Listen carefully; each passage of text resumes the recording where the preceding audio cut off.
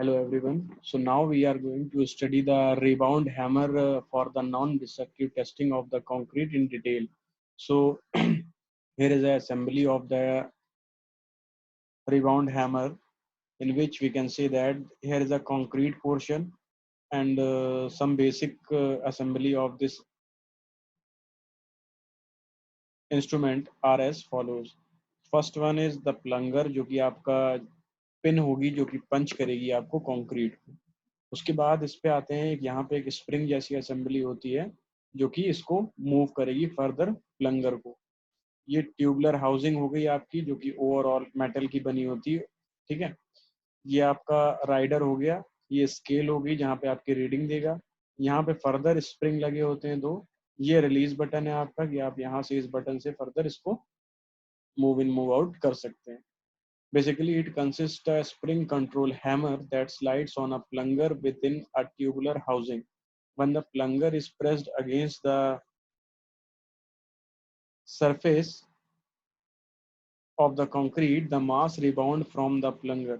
It retracts against the force of the spring. The hammer impacts against the concrete and the spring control mass rebounds, taking the rider with it along the guide scale. By pushing a button, the rider can be held in position to allow the reading to be taken. The distance traveled by the mass is called the rebound number. ये जो मास है इसमें अगर आप spring की तरह एक phenomena है कि वो पर्टिकुलर यहाँ कंक्रीट पे पंच करके रिलीज बटन के थ्रू जो भी मास है इसके मूवमेंट को ये स्केल रीड करेगा, वही आपका रिबाउंड नंबर होगा। It is indicated by the rider moving along a graduated scale. Each hammer varies considerably in performance and needs calibration for the use of the concrete made with the aggregates from a specific source. The test can be conducted horizontally, vertically, upwards, or onwards, or any other intermediate angle. At each angle, the rebound number will be different from the same concrete and will require separate calibration और correction chart. So basically जो ये rebound hammer है आपका, ये हर angle पे आप test करोगे, different different values देगा, उसके बाद आप उसको करेक्ट कर लोगे for the given table. Limitation इसकी क्या क्या है? Basically, it provides a quick, inexpensive means of checking of uniformity of concrete. It has serious limitations and these must be recognized. The results are affected by smoothness of the surface under test, मतलब concrete का जो बाहर का surface है वो कितना smooth है. Second one is size, shape and rigidity of the specimen, age of specimen, surface and internal moisture condition of the concrete, and the last one is type of coarse aggregate. So these are the basic parameters which can affect the rebound number in different ways. So this is the assembly where plunger is अभी ये आपका instrument is ready for the use. उसके बाद आप इसमें क्या करेंगे, ये प्लंगर को जैसे ही आप कंक्रीट की बॉडी पे रख के यहाँ पे जैसे ही आप वो रिलीज वॉल को आप जब भी प्रेस करेंगे तो वो पंच करेगा कंक्रीट को और मास कितना ट्रेवल किया उससे आपका रिबाउंड नंबर यहाँ पे कैलकुलेट हो जाएगा। हैमर को जैसे रिलीज करेंगे उसके बाद ये आपका अभी डाउनवर्ड डायरेक्शन में जा रहा है, उसके बाद हैमर रिबाउंड होके वापस से ही वहीं पे आएगा। ये हो गया cross section of the rebound hammer showing operating principle. And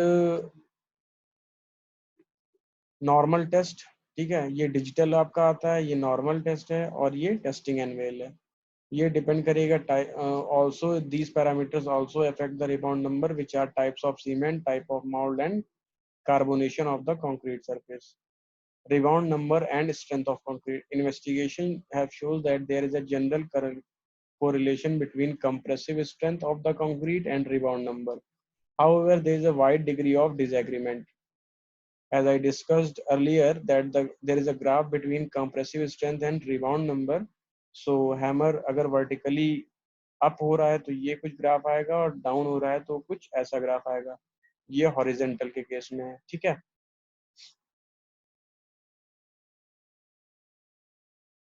Among various research workers regarding the accuracy of the estimation of the strength from rebound reading, the variation of strength of properly calibrated hammer may lie between 15 to 20% plus minus.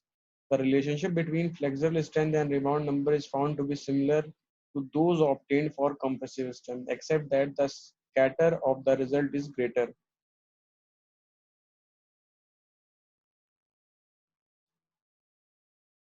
The above graph represents the relationship between the compressive strength and the rebound number. Okay. So these are the basics of the particular non-destructive testing of the by the rebound hammer. Now moving forward towards our next topic, which is the pulse velocity method. This can be subdivided into two parts: mechanical sonic pulse velocity method and the ultrasonic pulse velocity method. Out of these two, the ultrasonic pulse velocity meter has gained considerable popularity all over the world. It means ये second method जो है ये ज़्यादा popular है overall non-destructive testing for the strength of the concrete. Basically, the pulses can be generated either by hammer blows or by the use of an electroacoustic transducer. Electroacoustic transducers are preferred as they provide better control on the type of and frequency of the pulses generated. The instrument is called soniscope. Ultrasonic pulse velocity method consists of measuring the time of travel of an ultrasonic pulse passing through the concrete to be tested. As I discussed, ultrasonic pulse velocity meter में ये होगा कि sound waves ये होंगी आपकी वो particular या फिर जो भी इंटेंसिटी की कुछ वेव्स हैं वो कंक्रीट को कितना पेनिट्रेट कर रही हैं और कितने टाइम पे कर रही हैं. Okay. So basically the pulse generator circuit consists of electronic circuit for generating pulses and the transducer for transforming these electronic pulses into the mechanical energy having vibration frequencies in the range of 15 to 50 kilohertz. Basically mechanical device होती है जो कि pulse को change करती है mechanical energy में और वो particular जाके penetrate करती है concrete को और इसकी जो intensity होती है वो frequency वो होती है 15 से 50 kilohertz तक की. The time of travel between initial onset and the reception of the pulse is measured electronically. कितने टाइम में वो पल्स या पर्टिकुलर वेव कंक्रीट को पेनिट्रेट करके पास हो रही है वो टाइम कैलकुलेट होता है electronically. The path length between transducer divided by the time of travel gives the average velocity of wave propagation.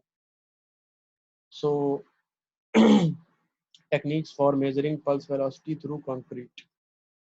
There are three different ways for measuring the pulse velocity through concrete, and they are direct transmission, indirect transmission, and surface transmission. So basically, this is the figure in which we can say that यहाँ पे आपके ये दो nodes लगे हुए हैं और ये concrete है, ठीक है. आप डायरेक्ट ट्रांसमिशन के थ्रू इसमें डायरेक्टली ट्रांसफर कर सकते हैं. सेमी डायरेक्ट में आप ये कर सकते हैं कि एक परपेंडिकुलर हो गए आपके ट्रांसड्यूसर्स ट्रांसमीटर या आप पैरेलली ना लगा के एक दूसरे के परपेंडिकुलर डायरेक्शन में इसको आप यूज करेंगे. उसके बाद आपका सरफेस ट्रांसमिशन है उसमें आप ये करेंगे कि आप एक ही सरफेस पे दोनों आप इसके नोड्स कनेक्ट कर देंगे और उसके बाद मशीन ऑन करेंगे तो जो भी पल्स है वो कितना टाइम ट्रैवल कर लेंगे नेक्स्ट लेवल तक जाने में. तो ये बेसिक तीन टाइप के आपके हो गए direct semi direct and surface transmission of that particular waves. अब फैक्टर कौन कौन से इफेक्ट होते हैं पल्स वेलोसिटी को कौन कौन से फैक्टर्स ऐसे हैं जो अफेक्ट करते हैं and they are smoothness of the contact surface under test की जो भी आपका स्मूथ सरफेस होगा जहाँ पे आप अपने नोड रखेंगे वेलोसिटी पल्स जहाँ से जनरेट होगी तो वो कितना स्मूथ है. ठीक है. वो जितना ही ज्यादा स्मूथ होगा उतना ही आपका जो टेस्ट होगा वो इजी हो जाएगा. Next one is influence of path length on pulse velocity. Our concrete is inherently heterogeneous, so it is essential that path length be sufficiently long so as to avoid any errors introduced due to the heterogeneity. In field work, this doesn't pose any difficulty because pulse velocity measurement are generally carried out thick structural concrete members where the path length may be anywhere from 300 mm in case of column to 23 metre in mass gravity dams. तो pulse velocity में path का ऐसा कोई influence है नहीं, और है भी तो वो इजीली कैरीड आउट हो जाता है, जस्ट बिकॉज 300 mm से लेके 23 मीटर लॉन्ग तक आप इसको डैम के केस में भी यूज कर सकते हैं। टेम्परेचर ऑफ कंक्रीट ये भी इफेक्ट डालेगा आपके पल्स की जो टाइम ट्रेवल है कंक्रीट के अंदर। बेसिकली 5 डिग्री से 30 डिग्री तक का जो टेम्परेचर है वो मोस्टली इफेक्ट नहीं करता है पल्स वेलोसिटी को, but at the temperature between 30 degree to 60 degree there up to 5% reduction in the pulse velocity. अगर टेम्परेचर आपका ज्यादा है तो आपकी pulse velocity overall properly penetrate नहीं कर पाएगी कंक्रीट को। सिमिलरली अगर टेम्परेचर आपका 5 डिग्री से कम है तो वो इंक्रीज कर देगी आपकी पल्स इंटेंसिटी को, और वो जल्दी ट्रैवल कर ले जाएगी। ओके, तो करेक्शन उसमें क्या क्या करते हैं, टेम्परेचर अगर +60 है तो एयर ड्राइड कंक्रीट में +5% ले लेंगे, वाटर सैचुरेटेड कंक्रीट में +4% ले लेंगे। Similarly for 50, 40 and 20, 0 and -4 and below के लिए आप एयर ड्राइड कंक्रीट के लिए आप करेक्शन परसेंटेज कितना ले लेंगे, 5, 3.5, 2, -0.5 and -1.5। Similarly water saturated concrete के लिए आप 4, 2, 1.7, 0, -1 and -7.5। Different type of temperature के लिए डिफरेंट करेक्शन फैक्टर यहाँ पे या करेक्शन परसेंटेज आपके दिए गए हैं। इसके अलावा मॉइस्चर कंडीशन जो कंक्रीट की होगी वो भी कहीं ना कहीं पल्स वेलोसिटी पे इफेक्ट डालती है। That in general pulse velocity through concrete increases with increase moisture content. जाहिर सी बात है अगर उसमें नमी है कंक्रीट में तो पल्स की जो वेलोसिटी होगी वो इंक्रीज कर जाएगी। ठीक है, so basically it is conceivable that pulse velocity of saturated concrete may be about 2% higher than the dry concrete। मतलब अगर वेट कंक्रीट या फिर मॉइस्चर कंटेंट आपका कंक्रीट में है तो पल्स वेलोसिटी 2% हायर होगी with respect to the dry state. Presence of reinforcing steel, अब जाहिर सी बात है कंक्रीट अगर आप बना रहे हैं और बड़े स्ट्रक्चर में तो उसमें स्टील आप प्रोवाइड करोगे, तो ये स्टील भी कैसे 1.2 टू 1.9 टाइम्स वेलोसिटी increase करेगा। Thus, pulse velocity measurement takes near the steel reinforcement bars may be high and may not represent the true velocity in concrete। Metal अगर आ गया तो कंडक्टिविटी बहुत अच्छी हो जाएगी, पल्स की वेलोसिटी इंक्रीज ही करेगी। इसलिए जहाँ पे भी आपका रिइंफोर्समेंट रहता है वहाँ पे अगर आप पल्स वेलोसिटी या वहाँ पे अगर आप नोड कनेक्ट करते हो तो वेलोसिटी इंक्रीज करेगी और पल्स इंटेंसिटी भी इंक्रीज करेगी, और जो टाइम ट्रैवल होगा वो कम हो जाएगा आपका। Okay, so basically it is desired to choose the pulse path that avoid the influence of reinforcing steel। इसलिए जहाँ पे भी reinforcement के चांसेस ज़्यादा आते हैं तो आप पल्स वेलोसिटी का वो पाथ मोस्टली अवॉइड करते हैं।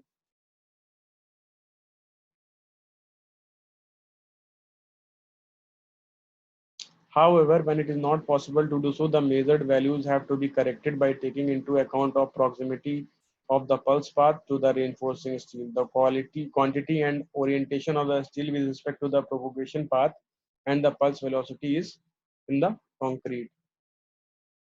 ठीक है, नेक्स्ट है accuracy of measurement.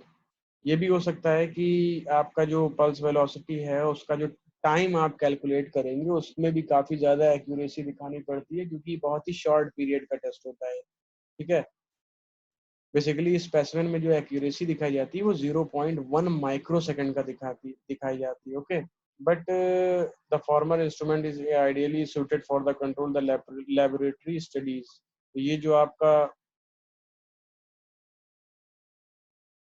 Soni scope है ये आपका 0.1 माइक्रो सेकेंड तक की वैल्यू रैपिडली कैलकुलेट करके दे देता है। Okay, so this is all about the pulse velocity meter or the non-destructive test type by which we can calculate the intensity of the particular wave वो कितने time में concrete को penetrate कर जा रही है उसके रिगार्डिंग भी हम स्ट्रेंथ कैलकुलेट कर लेते हैं। Okay, so our next topic is the relationship between the pulse velocity and the static Young's modulus of elasticity। So here is the relationship between the pulse velocity and the static Young's modulus of elasticity। An empirical relationship between pulse velocity and static Young modulus of elasticity is shown in figure. Using this relationship, it may be possible to estimate the value of Young's modulus of elasticity at those points in a structure where pulse velocity measurements are taken. It may be remembered that pulse modulus, which is called dynamic modulus, has been discussed earlier, and the dynamic modulus is invariably higher than static modulus. तो pulse velocity जो आपका होगा उसको आप dynamic modulus भी कहते हैं और स्टैटिक यंग मॉडुलस को आप बोलते हैं static modulus. So basically dynamic modulus आपका मोस्टली हाई होता है स्टैटिक मॉडुलस से. Combined methods. One of the most important objectives of non-destructive method of testing of concrete is to estimate the compressive strength of concrete in a structure. Use of any one method may not give reliable state. Hence, कई सारे method को अगर आप combine करके भी value को correlate करते हैं तो आपको ये सारी चीजें पता लग जाएंगी. Next method is all about the radioactive method. Use of X-ray and gamma rays as non-destructive method for testing properties of concrete is relatively new. X-ray and gamma rays, both components of higher energy region on the electromagnetic spectrum, penetrate concrete but undergo attenuation in the process. Gamma ray transmission method has been used to measure the thickness of concrete slab of known density. तो gamma rays का हम use इस तरीके से भी कर सकते हैं. कंक्रीट की डेंसिटी अगर आपको पता है तो उसकी थिकनेस कितनी है उसको कैलकुलेट करने के लिए भी यूज कर सकते हैं. पल्स वेलोसिटी की वैल्यू अगर किलोमीटर पर सेकंड में यहाँ पे दी हुई है और रिबाउंड नंबर कुछ इस तरीके से दिया है तो आपका ये ओवरऑल ये ग्राफ कुछ ऐसा बन के आ जाएगा. इसके बाद हमारा न्यूक्लियर मेथड है for non destructive testing in which two principle techniques have been reported, namely neutron scattering method for determining the moisture content of concrete and neutron activation analysis for the determination of cement content. तो ये हमारी basically दो तरीके की technique है जिससे आप बिना कंक्रीट को डिस्ट्रक्ट किए आप उसमें कंटेंट्स पता कर सकते हैं. First one is all about the moisture content by the neutron scattering method, and by the neutron activation method we can say that how much amount of cement is used for making the concrete. ये method nuclear method आपके strength नहीं बताते, ये basically आपके moisture content और cement content बताने के लिए यूजफुल है. इसके बाद हमारा मैग्नेटिक मेथड आता है, battery operated magnetic device that can measure the depth of the reinforcement cover in a concrete and detect the position of reinforced bar are now available. ये भी होता है कि वो डेप्थ बता देता है या कहाँ पे reinforcement लगी हुई है, ये इजीली बता देगा आपका मैग्नेटिक मेथड. उसके बाद हमारे इलेक्ट्रिकल मेथड्स हैं. तो रेजिस्टिविटी मीटर यहाँ पे है, रेजिस्टिविटी ऑफ कंक्रीट की, कंक्रीट कितना रेजिस्टिव है उसको आप इजीली पता कर सकते हैं. ठीक है. Some electrical methods have been employed for determining the moisture content of hardened concrete resin, tracing of moisture permeation through concrete and determining the thickness of concrete pavements. The accurate determination of the moisture content of hardened concrete is required in connection with creep, shrinkage and thermal conductivity. मतलब actual determination जो moisture content का होगा वो आपको पता अगर करना है, अगर आप क्रीप या श्रिंकेज का फिनोमेना परफॉर्म करना जानना चाह रहे हैं. Basically, electrical resistivity methods have been used to find out the thickness of concrete pavement. So this electrical method is basically used for the depth of the thickness of the concrete pavements. The method is based on the principle that the material offers resistance to the passage of an electric current. A concrete pavement has a resistivity characteristic that is different from that of the underlying subgrade layers. A change in the scope of resistivity versus depth curve is used to estimate the depth of concrete pavement. So basically electrical method जो है आपका वो concrete pavement की depth, overall depth पता करने के लिए आपका ये method use होता है. Okay. Next method is test on composition of hardened concrete. तो इसमें हार्डन कंक्रीट का कंपोजिशन जानने के लिए हम कौन कौन से टेस्ट कर सकते हैं. तो बेसिकली सीमेंट कंटेंट जानने के लिए हम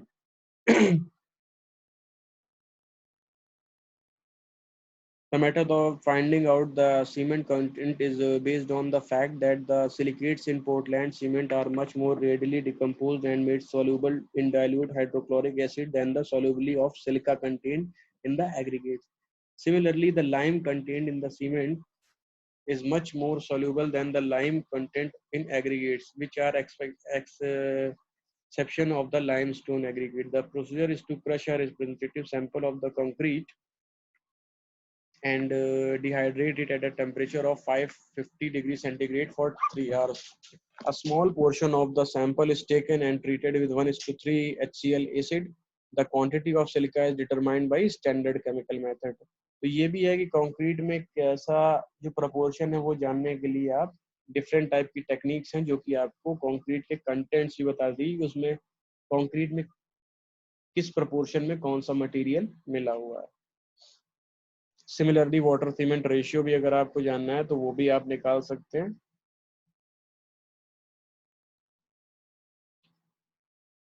And the next topic is accelerated curing test. Basically, curing overall test करने के लिए हम ये method का use कर सकते हैं. So basically, concrete is used usually tested at the age of 7 days and 28 days. Basically, concrete mixes are designed usually for 28 days strength and sometimes for 7 days strength. One will come to know whether the concrete has attained specified strength or not at the end of 28 days or 7 days. तो आप क्या करेंगे, finding out the strength of concrete in 8 hours time and correlating it to 28 days. Strength is the best method to overcome such situation.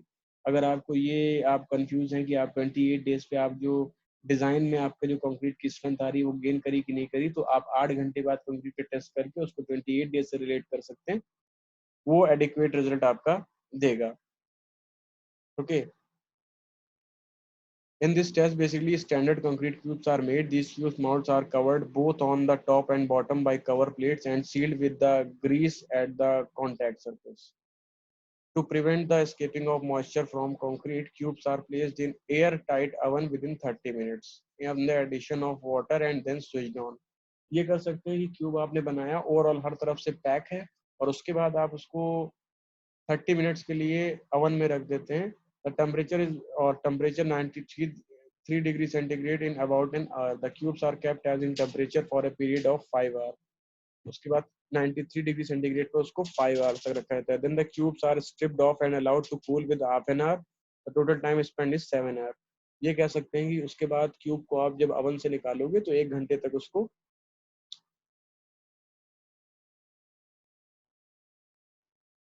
Dry करेंगे या फिर cool करेंगे. The total time is spend is about 7 hours. At the end of 7 hours, the cube is crushed. 7 days or 28 days strength of the concrete is reduced from the standard curve established given the relationship uh, between King's accelerated curing test result and 7 and 28 days strength. The relationship is shown in the figure. So basically जो आपका accelerated curing test है वो इस regarding भी आप कर सकते हो कि आपका 8 घंटे पे ही आप उसको ओवरऑल कंक्रीट आपने पावर करी, क्यूब को हर तरफ से बंद किया, फिर आपने ग्रीसिंग करके उसको एडिशनल वाटर ऐड करके आपने उसको 1 घंटे के लिए ओवन में रख दिया. उसके बाद आपने टेम्परेचर सेट किया 93 डिग्री सेंटीग्रेड और 5 घंटे के लिए फिर से रख दिया. उसके बाद जब आप उसको बाहर निकालोगे फिर आप आधे घंटे तक उसको कूल करोगे. ये सारे प्रोसेस आपको करने में ओवरऑल 6 से 7 घंटे लग जाएंगे.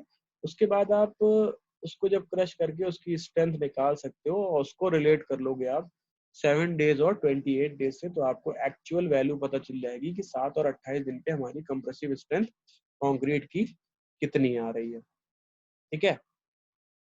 So in this lecture we studied about the basic concept of non-destructive testing, in which we studied the rebound hammer and the pulse velocity meter. Also different type of methods of testing of concrete in different ways, by which we can say that by calculating the material or the mixed proportion of that particular concrete, cement content, moisture content, by different types of methods. Basically overall side पे आपका जो भी system पूरा non destructive testing का use होता है वो आपका इस रिस्पेक्ट में यूज होता है कि मोस्टली आपका जो प्रेजेंट सिनेरियो में यूज हो रहा है वो रिबाउंड हैमर है और पल्स वेलोसिटी मीटर है, क्योंकि ये बहुत ही ब्रॉड वे में या वास्ट वे में यूज किए जा रहे हैं, क्योंकि रिबाउंड हैमर से आपको डायरेक्टली स्ट्रेंथ पता चली जा रही है। आप रिबाउंड नंबर से पर्टिकुलर फॉर्मूले में वैल्यू रख के आप इजीली उसकी कंप्रेसिव स्ट्रेंथ निकाल लोगे पर्टिकुलर स्ट्रक्चरल मेंबर की, कंक्रीट की।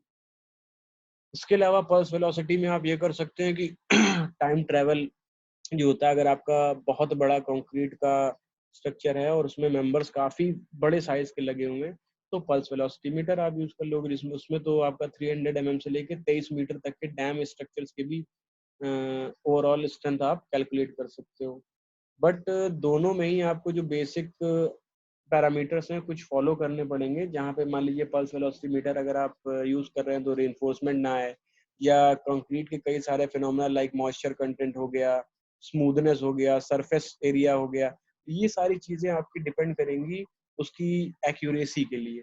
ये सब चीजें अगर कंडीशन आपको अकॉर्डिंगली मिलती जाएंगी तो आपकी जो रीडिंग आएगी वो अप्रोप्रिएट आएगी। So I think for this lecture that is enough for the non-discrete testing. In our next lecture, we will study about the shrinkage and creep phenomena of the concrete. So basically, first portion of the module one is almost, module three is almost covered here, and the second portion of the module third, which states that the shrinkage and creep from phenomena in detail, we will discuss it in our next lecture. So thank you so much.